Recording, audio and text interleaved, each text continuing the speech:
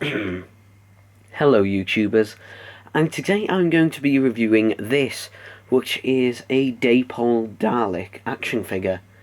Now, for those of you who are too young to remember, before Character Options and Product Enterprise had the GOT2 license, the GOT2 license belonged to Dapol, and they released action figures between 1988 and I believe it was 2001 or 2002, something like that. But anyway, on with this review, and today I am going to be reviewing this Dalek here. Now, all of the Dapol Daleks used the exact same sculpt, so I could review any Dapol Dalek, and it would have the exact same level of detail as this one. The only difference with the Dapol Daleks is that the colour was different. Generally, these Daleks, well, all these Daleks would generally have one base colour, and then a hemisphere colour, and then generally the slacks were the same as the hemispheres, though in this case, that's not the case because they're black. But anyway, let's take a look at detail for this Dalek. So if we start off at the top, we can see the discs around the eye. Now there's 4 of them, and they are different sizes, though it's a bit weird. You start with a small one, then you have a big one, then you have a small one, and then a big one again, so not really that accurate. And then we don't really have mesh around here, but you can see some sort of piping and that going up, and it's been painted black around there, so that's pretty good, it's not bad. And then there's the dome lights at the top, which I guess sculpted on there. They're probably a bit too high up on the Dalek. They haven't been painted white or left transparent or anything like that. They're just solid and part of the sculpt. And then you have the eye. Now, Dapol Daleks, there was 2 types of eyes. There was this type, the solid one, and there was ones with the hole in. It was just a slight hole inside. Really, it's just depending on at what time you go, and it's probably something to do with their factory when they were moulding these kind of Daleks. So if we move on to the shoulder section here, so you can see we've got the slacks here, and there's a sort, it's not really mesh, but it's got a texture in between, which is nice. And the slacks here, you can see, are painted black. It's pretty much doesn't really resemble the classic Daleks. It resembles more the Imperial Daleks, which I believe that these were originally based on, because the Imperial Daleks were the first ones that Dapol released, along with the Supreme Dalek from Remembrance of the Daleks. You've also got the plunger here, which is pretty nice. It's on a ball joint. The original ones did not have ball joints, though. The original ones could only move up and down.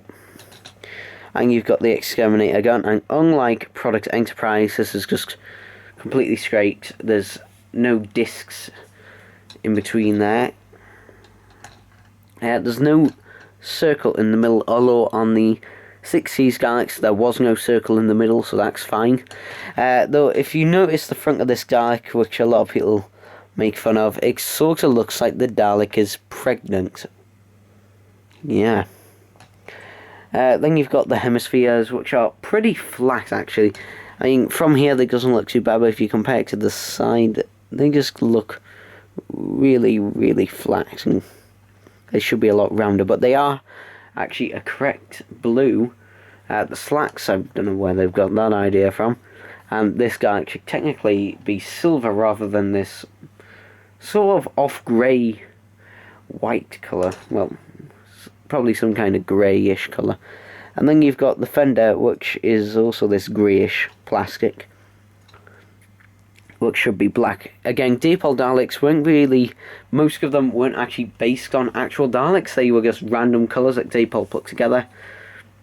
And on the base here, you can see the Dapol logo with UK written on the bottom, and these were pull back and go. So let's take a look and see if it works.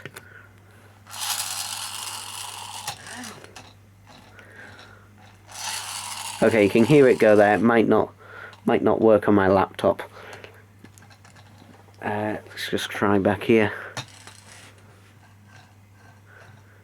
No, well, you might be able to hear it go there, the wheels go, but this one doesn't have enough power to pull itself forward anymore.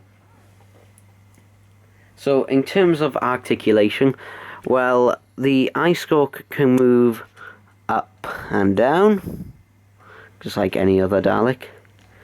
The dome can do a 360. The plunger is on a ball joint, and the gun is on a ball joint as well. And that's about it. Though that's basically what every Dalek offers these days. So, whatever. So if I just pop in a much more accurate Dalek here, so here is the character options, power of the Daleks, Dalek. You can get a sense of the height. Now these are 4-inch figures, I believe, and these are 5-inch scale figures, or 5.5-inch, whatever. But you can just see the detail if we just compare the two right here. I mean, just look at the mesh and that, and just look at the moulding of these two Daleks. It's just embarrassing. And then if we get a much bigger product Enterprise Dalek in, and this isn't, so we went from this to this, so this not that accurate, then we're getting a bit more accurate, you know, we're almost there, and then we finally get to this one here, the most accurate of the bunch. So anyway, that does it for this review, and I will see you next time.